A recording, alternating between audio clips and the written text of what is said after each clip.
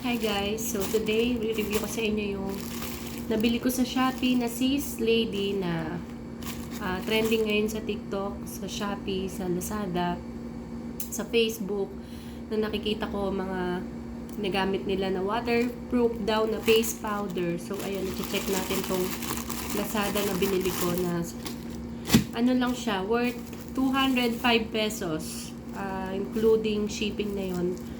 Kasi may voucher ako. Kaya, mas nakatipid. Pero 200 pesos talaga siya. So, ito, bubuksan na natin. Sana hindi basag. Kasi yung nakita ko sa kabila, basag. Sa Shopee, yung mga, sa kabilang, hindi nilalagyan ng ganito, bubble wrap. Kaya naisip ko, dun sa kabilang review sa Lazada, yun yung bilin ko. Kasi, nakikita ko, secure yung packaging. Kaya, doon ako bumili. Pero, same price lang naman din sila. Sana hindi basag. Ayun. May free siya na lasting waterproof foundation. Sis Lady din. Ayan. Tago natin.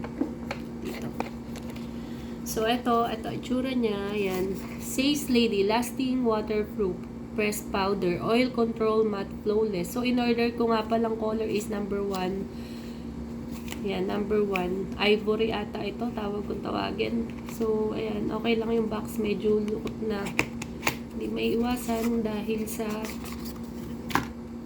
delivery siguro. So, ayan. Ganda naman yung lalagyan niya. Ganun din sa itsura ng box. Ayan. So, tingnan natin. Yan. Oh, may konting lang. Pero hindi naman siya basag. Yan. Ganda niya guys. Wala namang basag.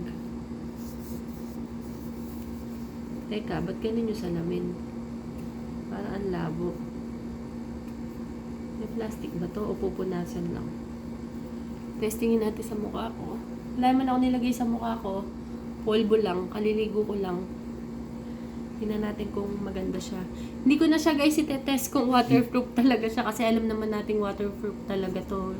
There's no need to to test na. Baka naman masyadong maputi sa akin itong na-order ko. Hindi naman ako kaputian. Oh, ganda nga. Ang ganda. Siguro kung papatungan mo pa lalo ng BB cream. Tapos ipapatong mo pa to. Napakakinis.